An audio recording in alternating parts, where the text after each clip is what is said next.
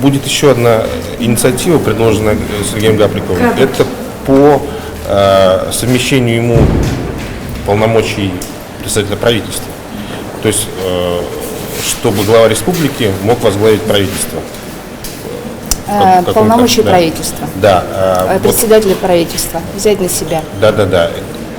Можно ли прокомментировать эту инициативу? Ну, это, так скажем, решение на сегодняшний день главы республики.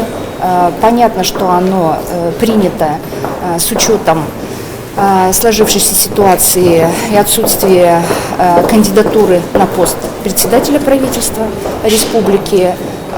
Ну, на наш взгляд, на сегодняшний день, так скажем, с учетом того, что необходимо дальше работать, так скажем, на развитие и стабилизацию ситуации в республике, это взвешенное, продуманное решение. То есть вы будете поддерживать его?